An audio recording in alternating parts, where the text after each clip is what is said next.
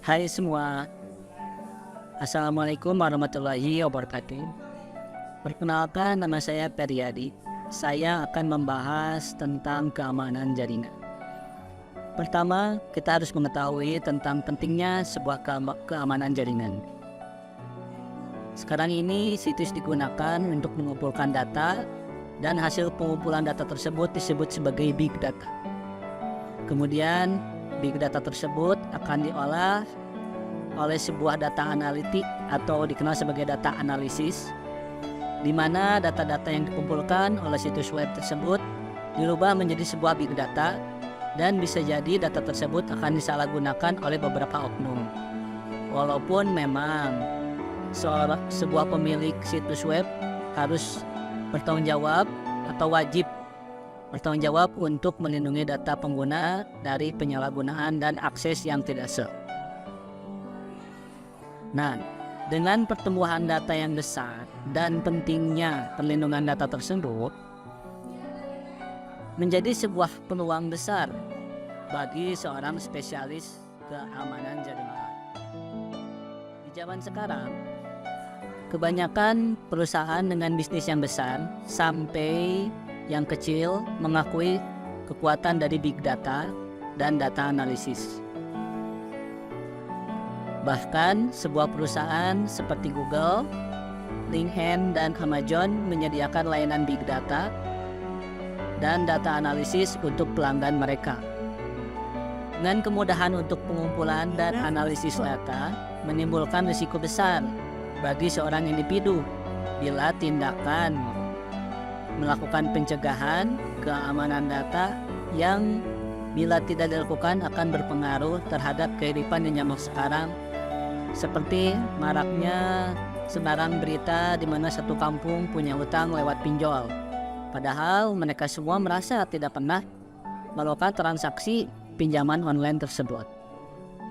Di era cyber sekarang juga telah memiliki sebuah teknologi untuk memprediksi cuaca di seluruh bagian dunia, memantau lautan dan melacak pergerakan orang, hewan, dan benda langsung secara otomatis.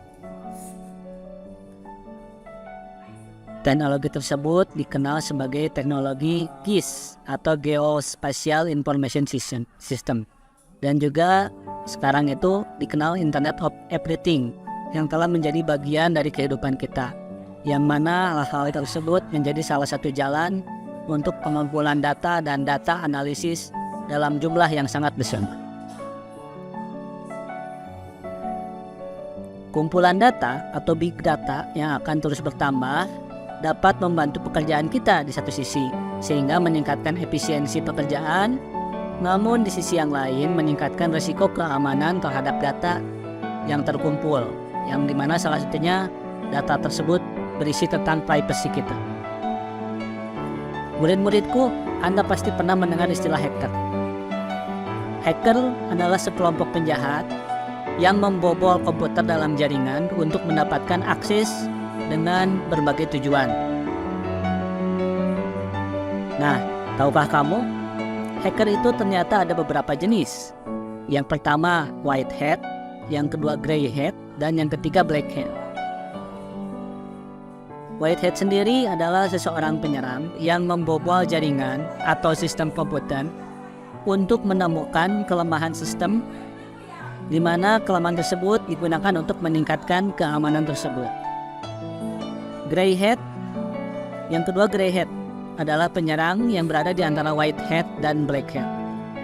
Grey hat ini dapat menemukan kerentanan dan melaporkannya kepada pemilik sistem jika tindakannya itu sesuai dengan tujuan mereka. Dan yang ketiga ada yang namanya black hat.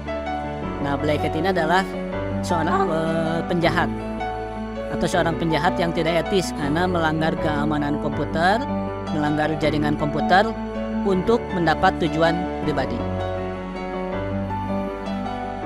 Nah, hacker juga dalam kehidupan sehari-hari datang dalam berbagai bentuk, masing-masing punya motif sendiri.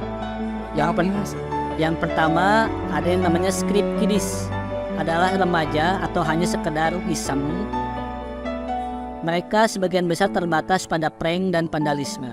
Mereka memiliki sedikit keterampilan dan sering menggunakan alat atau instruksi yang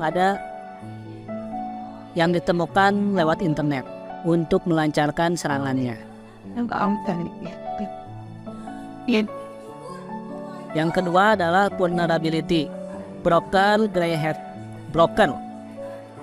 adalah grey hat hacker yang berupaya menemukan exploit dan melaporkannya ke vendor. Terkadang untuk dapat hadiah atau agar mendapat sebuah penghargaan. Nah, jenis ketiga ada yang namanya hacktivist. Nah, hacktivist adalah grey hat hacker yang memprotes berbagai ide politik dan sosial.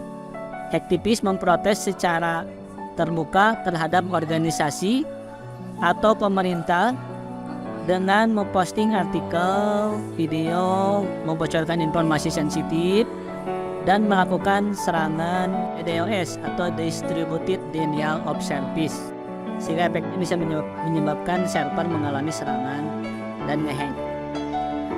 Sekian untuk pembelajaran kita hari ini. Sampai bertemu pada pertemuan berikutnya. Wassalamualaikum warahmatullahi wabarakatuh. Sampai jumpa lagi.